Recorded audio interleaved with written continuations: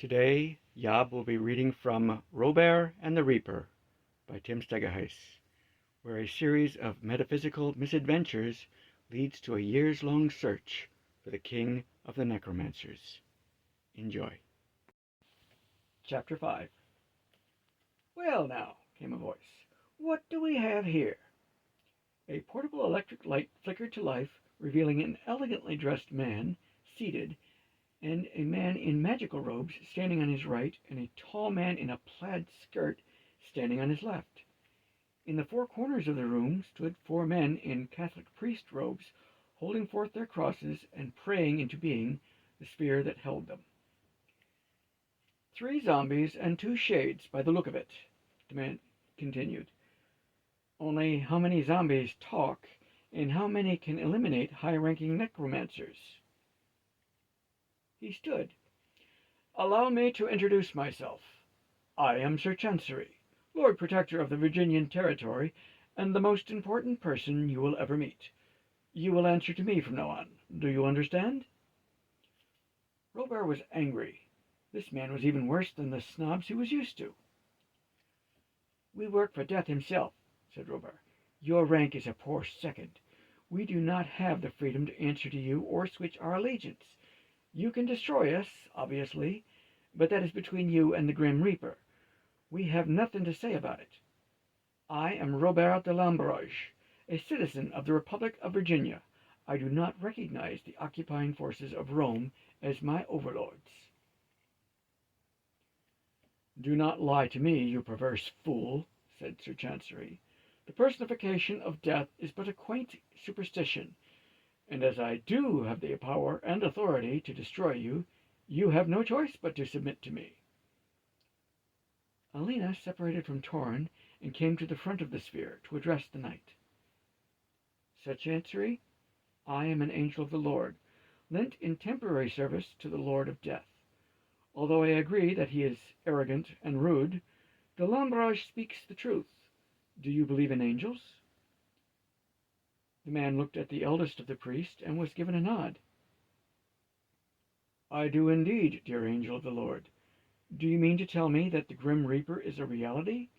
He is not mentioned in the Bible, and we had believed him to be but a fable of no concern." "He is real enough," said Alina, "but his work is normally beneath the concern of the faithful. The evil we are pursuing, however, threatens to disrupt the natural order of death itself. This would postpone the day of resurrection. You can understand the Lord's interest in having this Death Master removed from his creation." "My instructions from the Pope are to either destroy these creatures or put them to work for the Church. Now I find that there is another power in the matter, and I am caught between my duty and futility.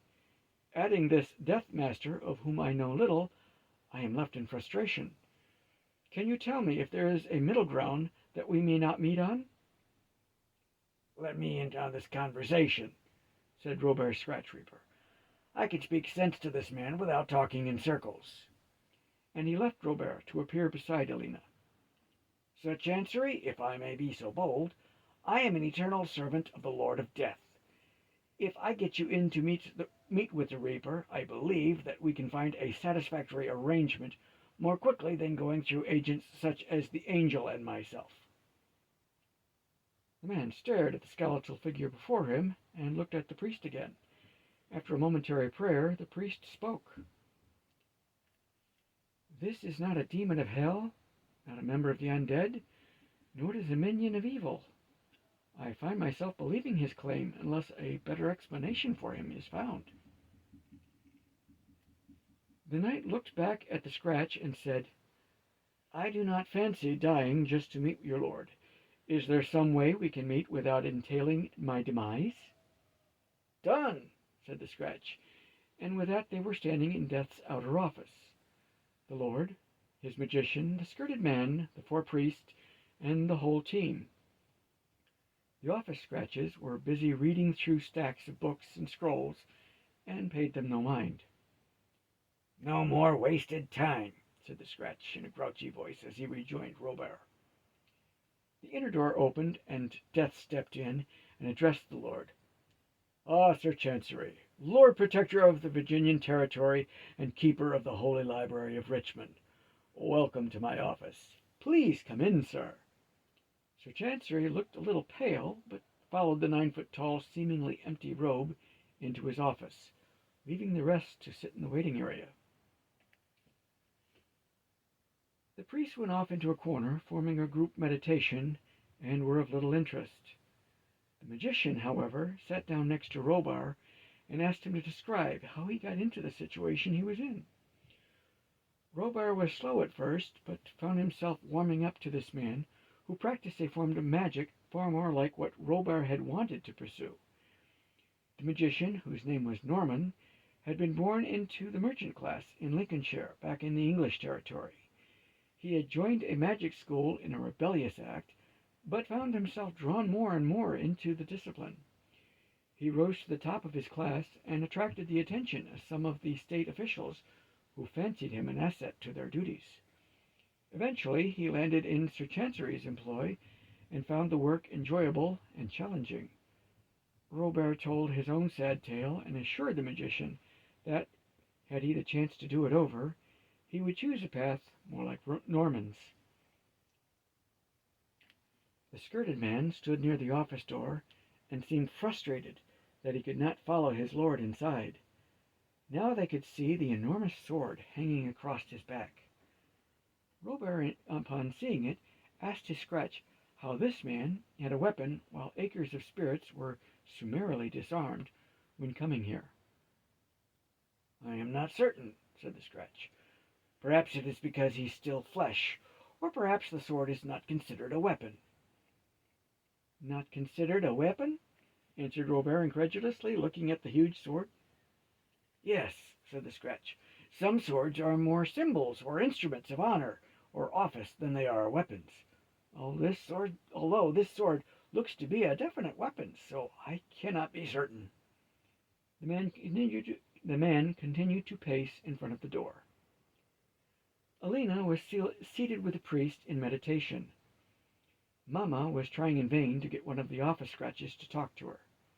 Torrin sat off to the side, ignoring everything. Nobody sat near Ruth, saying nothing, and Ruth, back to looking like her spirit woman self, sat aloof, not noticing anyone. A short time later, Death and Sir Chancery emerged, Sir Chancery looking pleased and holding a scroll. "Spirits, shadows, Alina, demons, and friends," announced Death in an officious voice.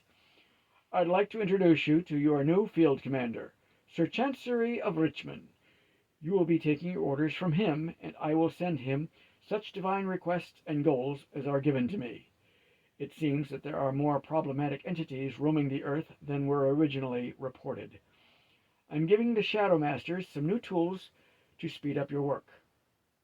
He turned and encompassed the group with his empty, hooded gaze.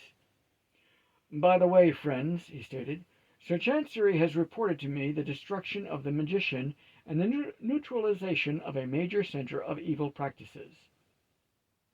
Congratulations, that is good work. Just remember that we do not oppose evil per se, just unnatural practices that confound the process of life and death. All the beings trapped in those paintings have been released into death and wish me to convey to you their gratitude. Keep up the good work." He turned to Robear. "Thank you and Mamma for these scribblings," he indicated the stacks of books. "We are learning much of the misconduct of the servants of this necromancer, and should be able to give Sir Chancery some good pointers soon." Death returned to the door to his office and said over his shoulder, "Off you go, back to the earthen playground and back to work." They were once again standing in the basement meeting room of the abandoned magic school. Torrin's dress and Robear's suit were still laying on the floor. Robear looked down at his suit ruefully. "Don't be looking at me, pretty boy," said Mamma. "I ain't your maid. Clean it up your own self. Didn't your mamma teach you how to wash your clothes?" Torrin picked up her dress and excused herself to another room. Sir Chancery looked around to get his bearings. "Yes, well then," he began, "I have a great deal of work to do in Richmond before we can set to work officially. as my office there is much too small for our new operation. I must see if I can get this school or some equivalent structure set aside for us to use. Norman, Father James, would you two be so good as to stay and look after our new associates, and apprise me of their needs? Also, please make a list of any supplies and furnishings that we will need to make this old building suitable for what may be a long stay. Father Michaels, Father Urians, Father Woburn, and I shall return just as soon as I make my reports and secure our approvals. What if Master Gregitus hears about this? Asked Norman. Sir Chancery turned to him. He will just have to place his complaints with the Pope like all the other unimaginative sots who disapprove of using magic constructively.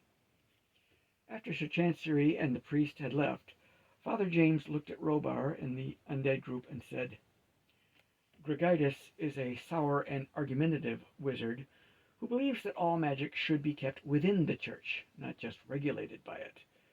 He has taken the position of Master Wizard of Rome and keeps pressuring the Pope to abolish any non-church magic and technology. Technology? Inquired Mamma. What is that all about?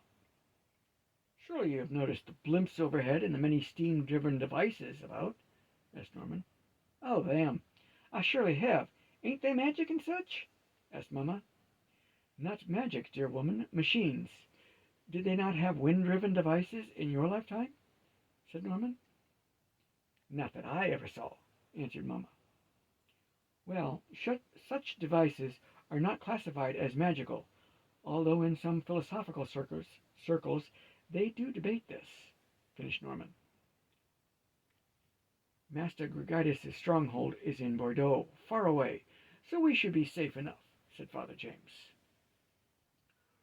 Robear addressed his scratch reaper inwardly and asked, Death sent us back here without the mirror we used the last time. How does that work? I thought you might ask about that, said the Scratch. You are officially dead on the Reaper schedule, so to resume a lifeline, even an undead one, you must be reintroduced into the Earth plane so as not to upset the balance. Thus the mirror. Now that you have a lifeline here, the mirror is unnecessary.